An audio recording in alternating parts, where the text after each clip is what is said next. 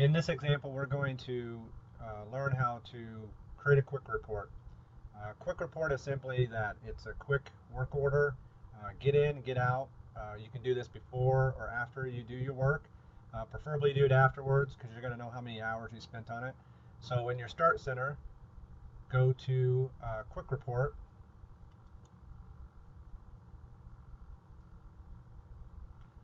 And your Quick Report you can find in your favorites, or you can go to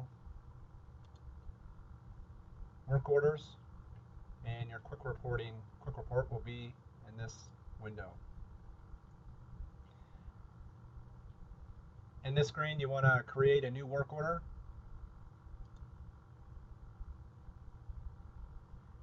And a new work order will generate.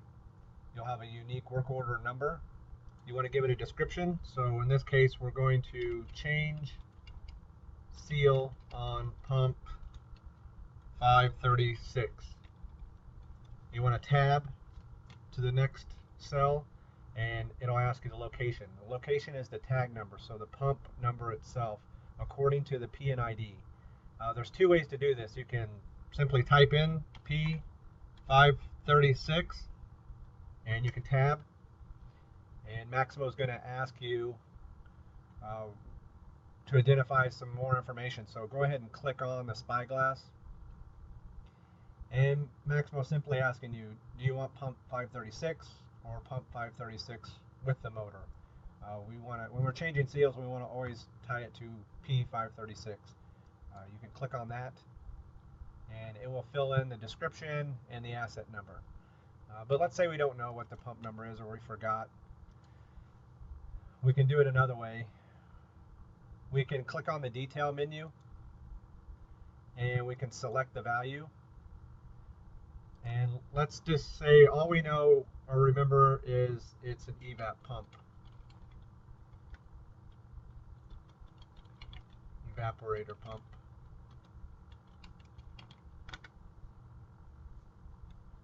Well, this is not a good example. Pump.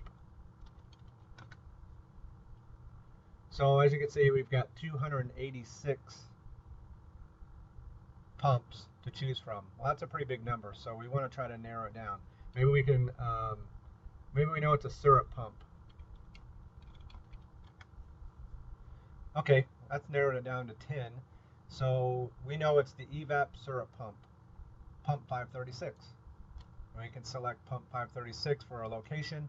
It'll fill in the description and the asset number. You'll see the asterisks next to some of the required fields.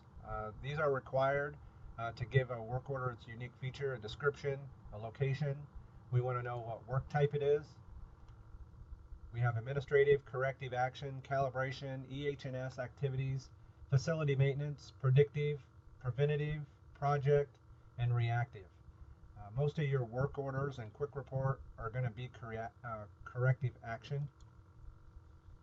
So we'll select corrective action. And then the next required field is the priority. We have 5 priorities: shutdown, projects, proactive, unplanned, safety, and then no priority. In this case, we're going to call it unplanned maintenance.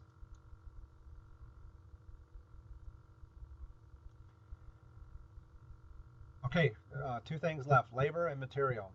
We want to select the labor tab, and we want to put in a new row. So this is where you're going to put in your name, first initial, last name, tab over to the hours. Let's say it took 2 hours to change the seal and align the pump. You don't need to put the start time in and the end time, it's just extra work. Just put in the hourly, round it to the next hour. So if it took you an hour and a half or an hour and 45 minutes, just put in 2 hours.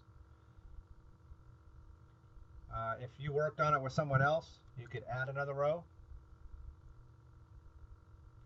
Next row, we can put in your partner's name, tab over, and he worked on it for 2 hours as well. That's how to add the labor. The next thing you want to add is material. And if you used a seal, a gasket, an O-ring, Anything with a Maximo number, you want to make sure it gets included in the quick report. We'll add a new row. If you know what the item number is, you'll type in the Maximo number, tab over, do a quick check, make sure that is the correct seal. You'll want to enter the storeroom, which is CLO MANT, Cloverdale Maintenance. Tab over. If you issued more than one, you'll change the quantity. It defaults to 1. You can also see where the bin number is.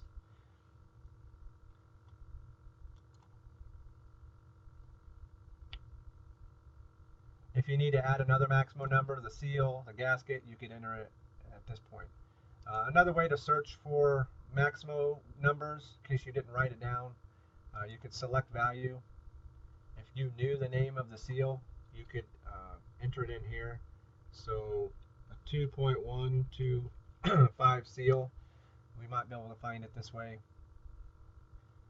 You can see if you scroll through here, you'll be able to match up your seal number. So in this case, 28377 was the same seal. And we could select that.